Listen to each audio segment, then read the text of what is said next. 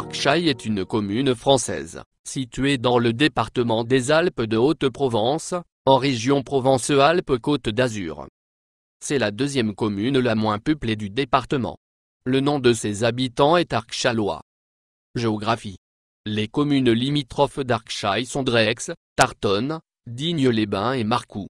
À 14 km de Digne par une pittoresque route d'accès, Arcchaille est située dans un beau cirque boisé, à 920 mètres d'altitude. Géologie. Groupe de collines noires marneuses et érodées, les Robines. Spectaculaire pic de Coire, écrite aussi Coire, 1988 mètres, site du Pas d'Arcchaille, 1667 mètres. Ravin et torrent de l'Arest au sud, dans les Robines. Hydrographie.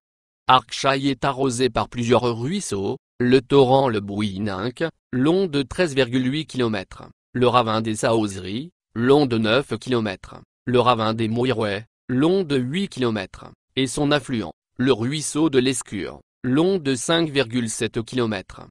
Risques naturels et technologiques. Aucune des 198 communes du département n'est en zone de risque sismique nul.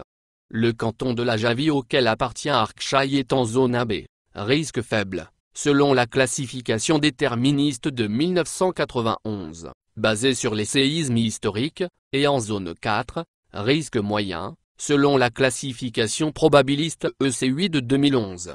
La commune d'Aiglun est également exposée à deux autres risques naturels, les feux de forêt, et les mouvements de terrain. La commune d'Arcchaille n'est exposée à aucun des risques d'origine technologique recensés par la préfecture et aucun plan de prévention des risques naturels prévisibles, PPR, n'existe pour la commune tout comme le DICRIM, absent. Urbanisme, typologie. Arcchaille est une commune rurale. Elle fait en effet partie des communes peu ou très peu denses, au sens de la grille communale de densité de l'INSEE. Par ailleurs, la commune fait partie de l'aire d'attraction de Digne-les-Bains, dont elle est une commune de la couronne. Cette aire, qui regroupe 34 communes, est catégorisée dans les aires de moins de 50 000 habitants. Occupation des sols. L'occupation des sols de la commune, telle qu'elle ressort de la base de données européenne d'occupation biophysique des sols Corine Land Cover, CLC, est marquée par l'importance des forêts et milieux semi-naturels, 94,1% en 2018, une proportion identique à celle de 1990, 94,1%. La répartition des taillés en 2018 est la suivante: forêt, 46,3%, espace ouvert, sans ou avec peu de végétation, 26,5%, milieu à végétation arbustive et ou herbacée, 21,3%, prairies, 5,9%. L'ING met par ailleurs à disposition un outil en ligne, permettant de comparer l'évolution dans le temps de l'occupation des sols de la commune, ou de territoire à des échelles différentes. Plusieurs époques sont accessibles sous forme de carte ou photo aérienne. La carte de Cassini, 18e siècle, la carte d'état-major, 1820-1866, et la période actuelle, 1950 à aujourd'hui. Économie, aperçu général. En 2009, la population active s'élevait à 7 personnes, sans chômeurs. Ces travailleurs sont majoritairement salariés, 6 sur 7, et travaillent hors de la commune, 6 travailleurs sur 7. Au 1er janvier 2011, la commune ne compte que 4 établissements actifs, 1 dans le secteur de la construction, et 3 dans le secteur tertiaire, qui offrent le seul emploi salarié de la commune. Agriculture. Fin 2010, le secteur primaire, agriculture, sylviculture, pêche, ne comptait aucune exploitation professionnelle. Il y a néanmoins des prairies artificielles, irriguées grâce au barrage réservoir d'irrigation au-dessus du village, au pied du pic du Coire, creusé dans les années 1980, sous l'impulsion du maire. Activité de service. Fin 2010, le secteur tertiaire, commerce, services, comptait 3 établissements avec un emploi salarié. D'après l'Observatoire départemental du tourisme, la fonction touristique est très importante pour la commune, avec plus de 5 touristes accueillis pour un habitant, l'essentiel de la capacité d'hébergement étant non marchande puisque composée uniquement de résidences secondaires. Les 18 résidences secondaires forment les 75% des logements de la commune. Histoire dans l'Antiquité. Les Baudiontiques, Baudiontici, peuplaient la vallée de la Bléone, et étaient donc le peuple gaulois qui vivait dans l'actuelle commune d'Arcshaï. Les Baudiontiques, qui sont vaincus par Auguste en même temps que les autres peuples présents sur le trophée des Alpes, avant 14 avant Jésus-Christ, sont rattachés à la province des Alpes-Maritimes lors de sa création.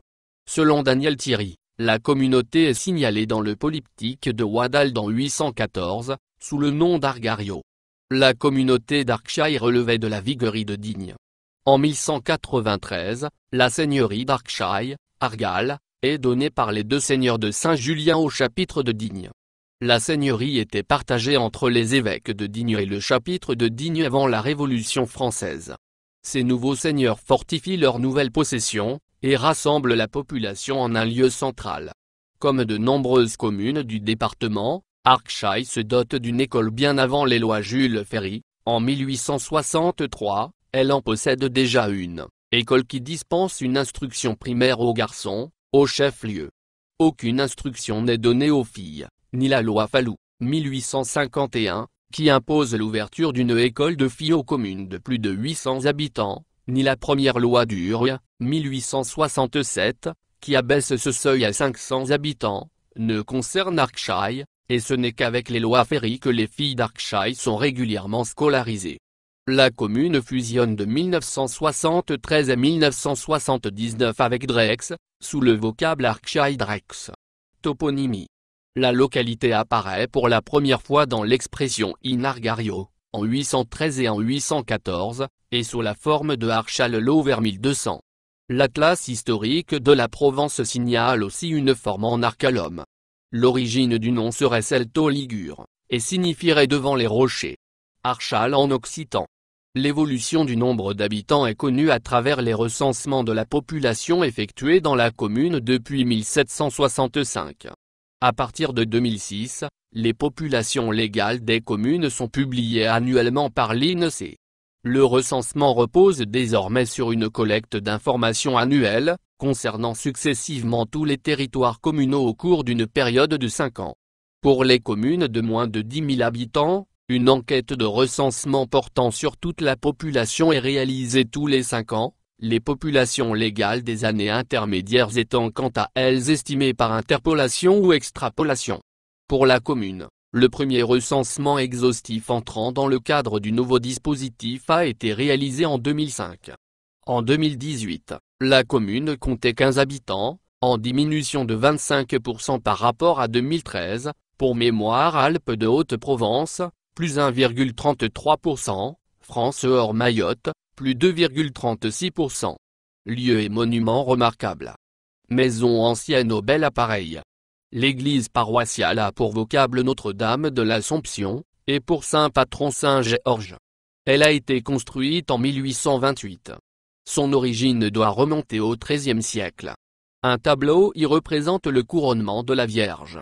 La chapelle Notre-Dame, située sur une colline au milieu du cimetière, est l'ancienne église paroissiale de la communauté. Sa fondation est donc plus ancienne que celle de l'actuelle église du village.